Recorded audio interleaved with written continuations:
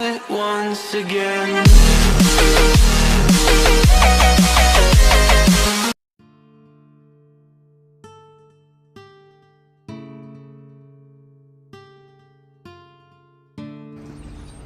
Hi everyone, I have an extension stick. I hope that you can all see me as it's going. I'm getting this message to rotate my device. Anyway, I'll learn the technology as I go.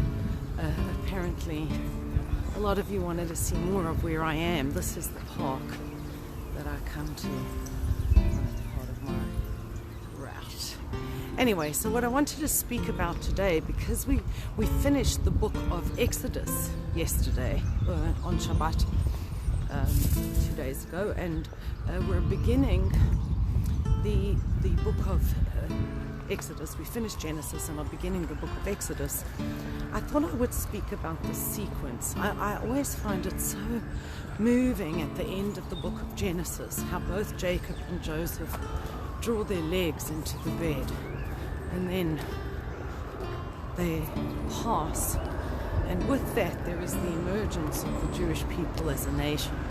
It's like in Genesis we have the story of the patriarchs and the tribes, Joseph who's an intermediary, but Exodus we start something else. So in English those names are Genesis, Exodus, Leviticus, Numbers and Deuteronomy.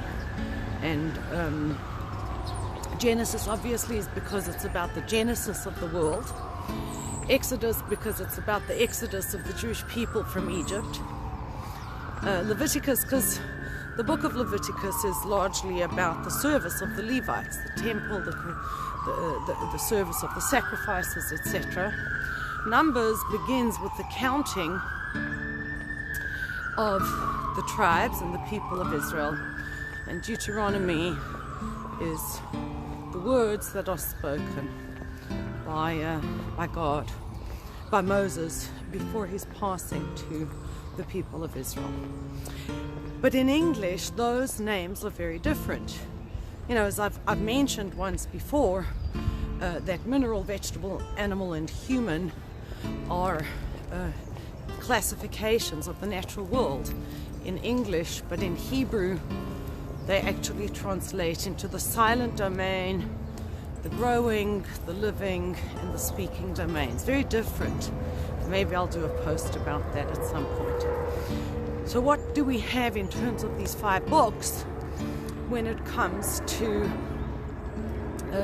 the Hebrew meaning of the words? Bereshit literally means, well, it's in the beginning, but more accurately would be Bahatchala, at the beginning. Rashi tells us that it's from the word Rosh, head, has to do with the primary intention. What's in your head? What's in your consciousness? What am I setting out to create? Shmot is names. Vayikra literally means and he called. Bamidbar means in the desert. And Devarim are the words, plural. And you know, many of you know I have a background in fine arts. But I also studied linguistics. I've been thinking of doing some linguistic posts and showing how many English words are actually derived from Hebrew. Anyway, when we look at these words, there is significance to the evolution of consciousness and how we navigate our struggles. In the beginning of everything, there is consciousness. And how do we, kind of looking at our intentions, if you want to shift your life, as I've said numerous times, the word for intention, kavanah in Hebrew, is connected to the word for kibun, direction. So Bereshit is in one's mind. You begin everything within. And a baby is born. And that baby has a contained sense of self. I was speaking to my daughter, she brought her baby over. And I said, he's not yet at the place where he has separation anxiety. It's kind of fun before they have that. So we have a sense when we're born of containment and connection, unity. It's that consciousness within. But you know, at the end of the book of Genesis, as I said before, we have the passing of Jacob and the passing of Joseph. It ends with the word Mitzrayim. Mitzrayim literally means Egypt, but it's also Meitzarim, a place of limitations. And that really struck me this Shabbat. How we're all born, there's this light of intention, wholeness and unity. But then comes a place of our first failure, or let's say a dropping from the place of unity into one where we experience the plurality of this world and we're exiled from our own selves, from our own wondrous selves. So that's Mitzrayim.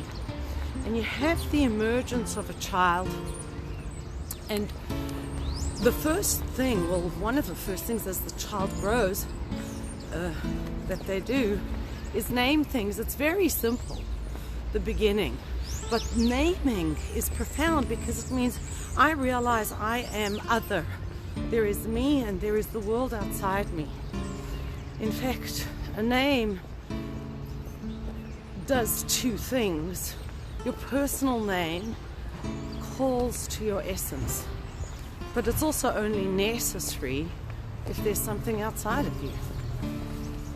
And even in our consciousness, as we begin to name things, we're realizing there's us and them, or me and it, something other. So Abba, Ima, calling to one's parents, calling whatever it is, doll, apple,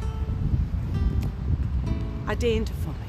Then comes the next aspect, which is Vayikra, and he called. That is the existential yearning and longing.